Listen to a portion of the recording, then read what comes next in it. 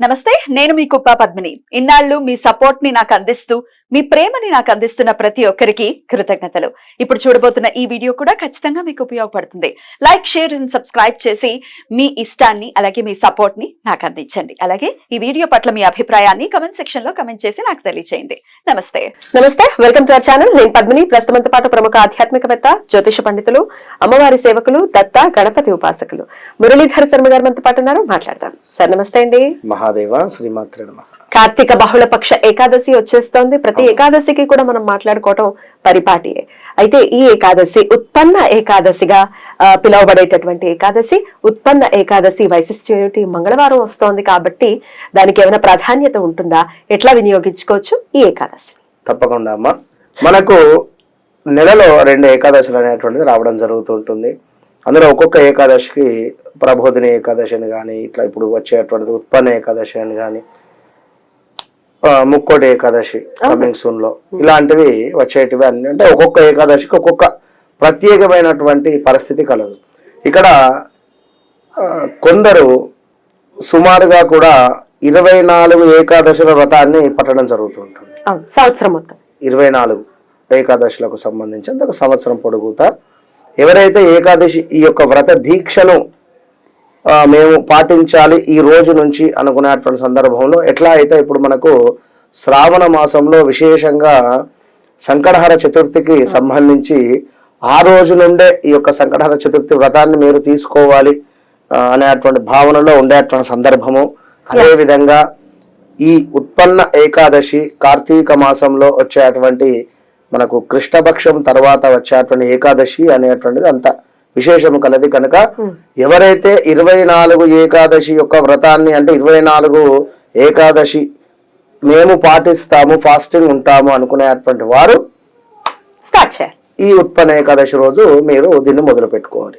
మరి ఎందుకు అంతటి అసలు ఉత్పన్న ఏకాదశి అనేటువంటిది ఏమిటి అనేటువంటిది అనుకుంటే, మనకు విశేషంగా విష్ణుమూర్తి చక్కగా కూడా పవలించి, అంటే నిద్రలో ఉండేటువంటి సందర్భంలో మురాసురుడు అనేటువంటి ఒక రాక్షసుడు స్వామివారిని దండించేటువంటి విధంగానో, లైక్ అంటే ఇప్పుడు అపహరించేటువంటి విధంగానో వచ్చేటువంటి సందర్భాల్లో ఈ ఏకాదశి అమ్మవారు స్వామిలో నుండి స్వామివారు అంటే స్వామివారికి మొత్తము కళ్ళే అన్ని తెలుసు, కానీ లోక కళ్యాణార్థము ఈ యొక్క ఏకాదశి అమ్మవారు అనేటువంటిది ఉద్భవించాలి. అందరూ కూడా ఏకాదశి రోజు ఫాస్టింగ్ ఉండడం వల్ల వీరికి ఒక రకమైనటువంటి ఫలితము, అంటే చేసుకున్నటువంటి పాపకర్మాలు ఏవైతే ఉంటాయో దానికి ఇక్కడ దోషము వేరు, కర్మ వేరు.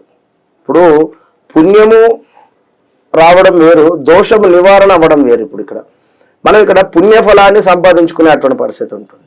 ఈ యొక్క ఉత్పన్న ఏకాదశి రోజు మనము, ఉత్పన్న ఏకాదశి అనే కాదు, ఏ ఏకాదశి రోజు అయినా కూడా మనం ఫాస్టింగ్ ఉండడం వల్ల ఒక పుణ్యాన్ని, అంటే ఒక బ్యాంకులో ఒక డబ్బును జమ చేసుకుంటూ వెళ్ళిపోయేటువంటి పరిస్థితిలో భాగంగా ఇది మన పిల్లలకు ఎంతో ఉపయోగపడేటువంటి పరిస్థితి ఉంటుంది. ఇది ఖచ్చితంగా కూడా.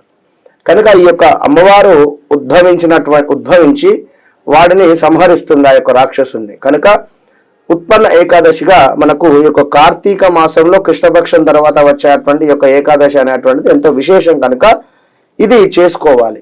ఇక ఇదంతా ఒక ఎత్తు అయితే, ఇక మాకు 24 ఏకాదశులు అంటే చేసుకునేటువంటి వారు ఉన్నారు. వారిని ఏదో వెక్రియడం అని కాదు, కానీ అంత ఓపిక లేదు, మేము చెయ్యలేము అనుకునేటువంటి వారు దయచేసి ఈ కార్తీక మాసంలో ఉండేటువంటి ఇప్పుడు వచ్చేటువంటి ఉత్పన్న ఏకాదశి రోజైనా కూడా మీరు కఠోర దీక్షను పూనుకోండి. తప్పకుండా నేను ఈ యొక్క ఏకాదశి రోజు నేను మౌనవ్రతం పాటించండి కుదిరితే, లేదా ఏది భుజించకుండా ఉండండి.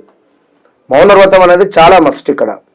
ఎందుకంటే ఎలాగూ ఫాస్టింగ్ ఉంటున్నాం కదా అని చెప్పి నోటికి ఏది వస్తుంది, ఎవరైనా తిట్టినా, లేదా ఇంట్లో కోడల మీద అరిచినా, లేదా పిల్లల మీద అరిచినా చెప్పలేం కదా.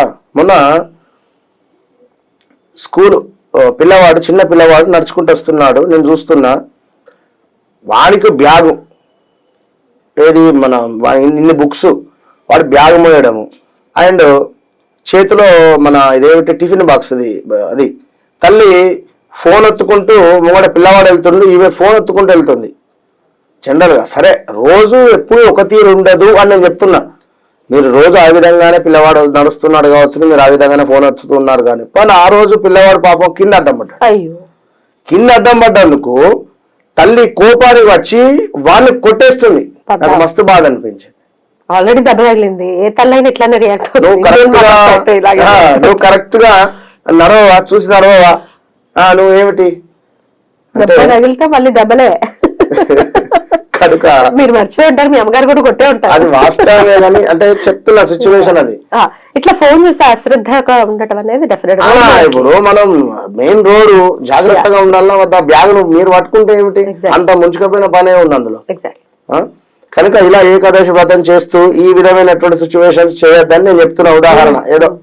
కనుక దయచేసి మంచిగా చక్కగా స్వామివారికి ప్యూర్ ఆవునెత్తితో దీపారాధన చేసి ఆ రోజు మొత్తము దీపం ఉండేటువంటి విధంగా చూసుకోండి. కంప్లీట్ గా అక్కడ దీపారాధన రాగా మంచిగా 2 మట్టి ప్రమిదలు, అందులో మంచి ఆవు నెయ్యి పోయండి. అది అయిపోయిన కొద్ది మరికొంత యాడ్ చేస్తూ ఉండండి. ఎప్పుడు పెట్టి ఎప్పటిదాకా ఉండాలి దీపం అని చెప్పండి. ఉదయపూర్వము సూర్యోదయము అయ్యేటువంటి సందర్భం నుండి ఖచ్చితంగా కూడా ఇక మనం అక్కడి నుండి స్టార్ట్. ఎప్పటి వరకు ఉండాలి దీపం? ఆ రోజు మొత్తం ఉండనివ్వండి. ఆ రోజు మొత్తము కూడా కంప్లీట్ గా ఉండనివ్వండి. ఇక తెల్లారి ద్వాదశి రోజు కాస్త స్నానాది కార్యక్రమాలు చేసుకుని ఇంట్లో దీపారాధన చేసుకుని ద్వాదశి దానం చేయండి. సాహిత్య దానం చేసి మీరు ఇంటికి వచ్చి అప్పుడు ఏదైతే వ్రత దీక్ష ఉందో దాన్ని విడిచిపెట్టండి. అప్పటి వరకు ఆ దీపం అఖండంగానే ఉండాలి.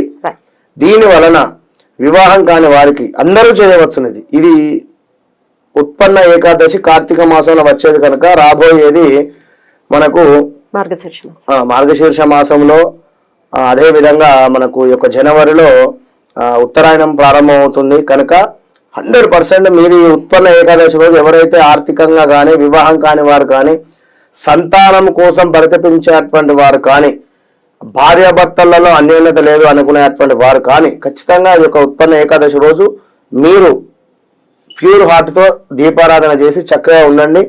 ఒక 1 అవర్ మౌనవ్రతం ఉండండి, ఒక 1 అవర్ మాట్లాడండి, మరలా 1 అవర్ మౌనవ్రతం ఉండండి.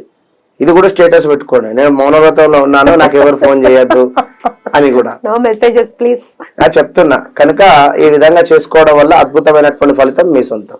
రైట్, అద్భుతం అండి, చాలా చక్కగా చెప్పారు. ప్రాక్టికల్ గా ఏం చేయొచ్చు, అలాగే స్వామివారిని కొలుచుకునేటటువంటి విధానంలో ఎట్లా అనేది కూడా చాలా బ్యూటిఫుల్ గా ఎక్స్ప్లెయిన్ చేస్తారు. అయితే ఒక్క నామంతో ఒకవేళ మేము నామస్మరణతో ఉండాలని అనుకుంటున్నామండి, ఉపవాసాదులు అందరూ చేయలేరు కాబట్టి ఒకవేళ నామంతో చేయాలంటే ఏ నామంతో స్వామివారిని కొలవమంటారు? హరే కృష్ణ సరిపోతుంది. ఎందుకు అంటే విష్ణవే నమః అనుకున్నా, ఎందుకంటే అందరూ చెప్తూనే ఉంటారు కనుక కృష్ణ కృష్ణ అనుకునేటువంటి ప్రధానంగా సరిపోతుంది. వాసుదేవాయ నమః అని గాని లేదా హరే కృష్ణ అని గాని మీకు నచ్చింది కృష్ణునికి సంబంధించినటువంటి 108 నామాలైనా చదవండి, అద్భుతమైనటువంటి ఫలితం ఉంటుంది ఖచ్చితంగా. చాలా అద్భుతంగా వివరించారు. ఎందుకంటే ఇప్పుడు నేను ఒక నామం చెప్తా, అది మీకు నోరు తిరగవచ్చును, తిరగకపోవచ్చును, లేదా మరేదైనా కావచ్చును. కనుక మీ మనసుకు కనెక్ట్ అయ్యేది. ఇప్పుడు శ్రీకృష్ణుడు 108 నామాలని గూగుల్ తల్లిని అడగని చెప్పేస్తుంది. కనుక అందులో నుండి మీకు నచ్చిన వర్డ్ తీసుకునేదో ఒకటి, మీకు అబ్బా ఈ పదం నాకు నచ్చింది, అది సుమారు ఒక 1000 సార్లు చదవండి. అసలు హరే కృష్ణ నామానికి మించిందే ఉంటుంది అసలు. నమస్తే.